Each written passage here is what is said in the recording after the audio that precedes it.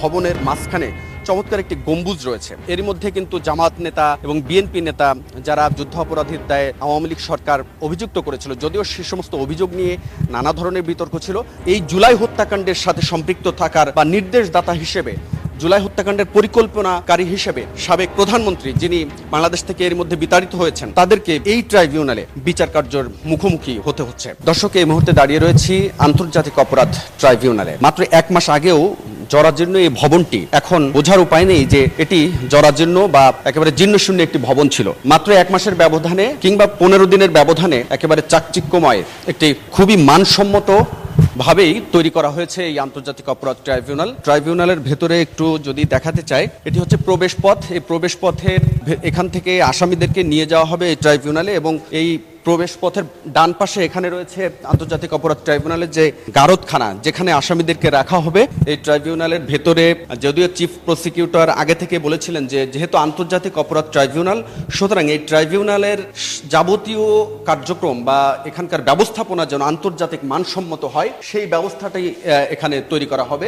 একেবারেই খুবই চমৎকার আকারে এবং আধুনিক সুযোগ সুবিধা সম্পন্ন ভাবেই তৈরি করা হয়েছে এই ট্রাইব্যুনাল। আমরা একটু এ পাশে আরো একটি কক্ষ তৈরি করা হয়েছে আসামিদের জন্য, যেটি আসলে আগে এত আধুনিকভাবে তৈরি করা ছিল না। আগে ছিল খুবই জরাজীর্ণ অবস্থায়, যেখানে 2010 সালে এই ট্রাইব্যুনাল গঠনের পর আপনারা জানেন যে এখানে যুদ্ধ অপরাধীদের বেশ কয়েকটি মামলায় আসামিদেরকে সাজা দেওয়া হয়েছে, এবং মোটামুটি প্রস্তুত এই আন্তর্জাতিক অপরাধ ট্রাইব্যুনালের সামগ্রিক যে সংস্কার কার্যক্রম। এখন আমরা একটু আপনাদেরকে নিয়ে যেতে চাই উপরে, যেখানে এজলাস কক্ষ, যেখানে ট্রাইব্যুনালে সাবেক প্রধানমন্ত্রী শেখ হাসিনা সহ এই সরকারের মন্ত্রী এমপি যাদের বিরুদ্ধে জুলাই হত্যাকাণ্ডের নানান ধরনের হত্যা এবং গণহত্যার অভিযোগ আনা হয়েছে, সেই অভিযুক্তদের বিচারের মুখোমুখি করা হবে এই আন্তর্জাতিক অপরাধ ট্রাইব্যুনালে। এবং চলুন দেখে আসা যাক ট্রাইব্যুনালের এজলাস কক্ষ। এটি হচ্ছে আন্তর্জাতিক অপরাধ ট্রাইব্যুনালের নবনির্মিত বা সংস্কারের পর যে একেবারেই পরিষ্কার পরিচ্ছন্ন পরিপাটি নবনির্মিত বলা চলে যে এজলাস কক্ষ। এখানেই জুলাই হত্যাকাণ্ডের আসামি যাদেরকে করা হয়েছে প্রায় শতাধিক মামলায় আন্তর্জাতিক অপরাধ ট্রাইব্যুনালে এরই মধ্যে দাখিল করা হয়েছে ভুক্তভোগী পরিবারগুলো। এছাড়াও জুলাই হত্যাকাণ্ড ছাড়াও কিন্তু বিভিন্ন সময় আওয়ামী লীগ আমলে যে সমস্ত হত্যা গুমের ঘটনাগুলো ঘটেছিল, সেই সমস্ত ঘটনার অভিযোগও এই ট্রাইব্যুনালে দাখিল হয়েছে। তো এই সমস্ত অভিযোগের বিচার কার্য এখানেই সম্পন্ন করা হবে। আপনারা জানেন যে মাত্র এক মাস আগেই এই আন্তর্জাতিক অপরাধ ট্রাইব্যুনালের চেয়ারম্যান সহ 3 জন বিচারপতি নিয়োগ হয়েছে, এবং তাদের একটি বেঞ্চে এখন প্রাথমিক যে কার্যক্রম, বিচারিক কার্যক্রম, সেটি শুরু হয়েছে। এরপর যদি প্রয়োজন হয় আরও বেঞ্চের সংখ্যা বাড়ানো হবে বলে জানিয়েছেন চিফ প্রসিকিউটর। তো আজকে যে বিষয়টি আমরা আপনাদেরকে দেখাতে চাই, কতটা আন্তর্জাতিক স্ট্যান্ডার্ড মেনটেন করে এই ট্রাইব্যুনাল গঠন করা হয়েছে বা এই ট্রাইব্যুনালের যে স্ট্রাকচার সেটি তৈরি করা হয়েছে। আমরা একটু যেখানে বিচারকরা বসবেন সেটিও একটু দেখাতে চাই। এখানে 3 জন বিচারকের বসার ব্যবস্থা এখানে রয়েছে, এবং বিচারকদের আধুনিক যে সমস্ত সুযোগ সুবিধা তৈরি করা হয়েছে, এ পাশে হচ্ছে বিচারকদের যে কক্ষগুলো, সেগুলো এই পাশে তৈরি করা হয়েছে। এখান থেকে বিচারকরা এই ইজলাসের তাদের যে বসার স্থান, একেবারে এক পাশে আসামিদের দাঁড়ানোর জায়গা, তাদেরকে জেরা করার স্থান, অন্যদিকে যারা আইনজীবী বসবেন সামনের সেই বেঞ্চগুলো, এদিকে কিন্তু বিচারকদের বসার জন্য বেশ চমৎকারভাবে ইন্টেরিয়র ডিজাইন তৈরি করে এখানে খুব চমৎকারভাবে এই কক্ষগুলো নির্মাণ করা হয়েছে। এটি আসলে খুবই জরাজীর্ণ অবস্থায় ছিল, একেবারে পুরোটাই কিন্তু মাত্র 15 দিনের ব্যবধানে এই এতটাই অগ্রগতি, অর্থাৎ সদিচ্ছার একটি চূড়ান্ত উৎকৃষ্ট উদাহরণ বলা চলে এটি। কারণ এই আন্তর্জাতিক অপরাধ ট্রাইব্যুনাল, যেটি আমরা এর আগে আপনাদেরকে দেখিয়েছিলাম, খুব জরাজীর্ণ একটি ভবন। তো সদিচ্ছা থাকলে যে কত দ্রুত এই কাজগুলো সম্পন্ন করা যায়, সেটির একটি চমৎকার উদাহরণ হচ্ছে এটি।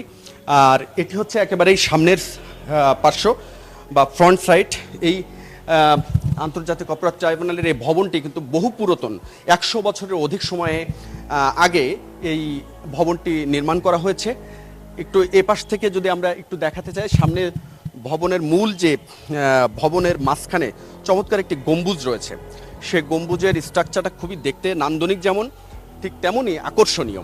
কারণ এখানে এটি মূলত একটি বাসভবন হিসেবে সে ব্রিটিশ আমলে নির্মাণ করা হলেও এর পরবর্তীতে মুক্তিযুদ্ধের পরে যে এই ভবনটি আসলে দীর্ঘদিন অব্যবহৃত ছিল। তারপরে আমরা দেখেছি যে 2010 সালের দিকে আওয়ামী লীগ সরকার এই ভবনটিকে আন্তর্জাতিক অপরাধ ট্রাইব্যুনাল হিসেবে ঘোষণা করে এখানেই মুক্তিযুদ্ধের সময় যুদ্ধাপরাধীদের যে বিচারের কার্যক্রম সম্পন্ন করার জন্য এই ভবনটিকে ট্রাইব্যুনাল হিসেবে ঘোষণা করা হয়। এবং এখানেই আমরা জানি যে এর মধ্যে কিন্তু জামাত নেতা এবং বিএনপি নেতা যারা যুদ্ধাপরাধীর দায়ে আওয়ামী লীগ সরকার অভিযুক্ত করেছিল, যদিও সে সমস্ত অভিযোগ নিয়ে নানা ধরনের বিতর্ক ছিল, তারপরেও আমরা দেখেছি যে বেশ কয়েকজন জামায়াত ইসলামীর কেন্দ্রীয় একেবারে সব আমির সহ, সাবেক আমির সহ, প্রতিষ্ঠাতা আমির সহ বাংলাদেশ জামাত ইসলামীর তাদেরকে এই ট্রাইব্যুনালে সাজা দেওয়া হয়েছে।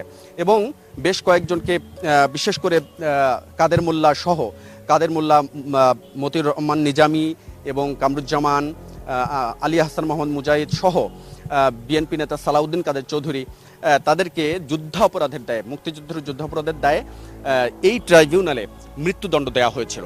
তো সেই ট্রাইব্যুনালের ইতিহাস কিভাবে ঘুরে ফিরে আসে তার একটি উদাহরণ হচ্ছে এই ট্রাইব্যুনালেই কিন্তু এই জুলাই হত্যাকাণ্ডের সাথে সম্পৃক্ত থাকার বা নির্দেশদাতা হিসেবে, জুলাই হত্যাকাণ্ডের পরিকল্পনাকারী হিসেবে সাবেক প্রধানমন্ত্রী, যিনি বাংলাদেশ থেকে এর মধ্যে বিতাড়িত হয়েছেন, সেই প্রধানমন্ত্রী শেখ হাসিনা সহ তার মন্ত্রী পরিষদের যারা উল্লেখযোগ্য এমপি মন্ত্রী ছিলেন তাদেরকে এই ট্রাইব্যুনালে বিচার কার্যের মুখোমুখি হতে হচ্ছে। এটি হচ্ছে বাস্তবতা। আর একটি বিষয় না বললেই নয়, এর মধ্যে শেখ হাসিনা সহ 54 জনের বিরুদ্ধে এই ট্রাইব্যুনাল গ্রেপ্তারি পরোয়ানা জারি করেছিল। যদিও শেখ হাসিনা সহ তার মন্ত্রী পরিষদের বেশ কয়েকজন পলাতক রয়েছেন, তবে এর মধ্যে কিন্তু 14 জন যারা গ্রেপ্তার রয়েছেন সেই 14 জনকে আগামীকাল এই ট্রাইব্যুনালে হাজির করা হবে। এবং এই ট্রাইব্যুনালে হাজির করার পর তাদেরকে বিচারের মুখোমুখি প্রথম দিনের যে কার্যক্রম বিচারের বলা চলে যে আসামিদের উপস্থিতিতে, সেটি কালকে শুরু হতে যাচ্ছে। তো এই ছিল মোটামুটি আন্তর্জাতিক অপরাধ ট্রাইব্যুনালের সামগ্রিক চিত্র। দেখা যাক আগামীকাল থেকে হয়তোবা আসামিদেরকে এই কোর্টে কালকে না আনা হলেও হয়তোবা খুব তাড়াতাড়ি বা 2-1 দিন আগামী সপ্তাহে এই ট্রাইব্যুনালে এই এজলাস কক্ষে বিচারিক কার্যক্রম শুরু হবে জুলাই হত্যাকাণ্ডের।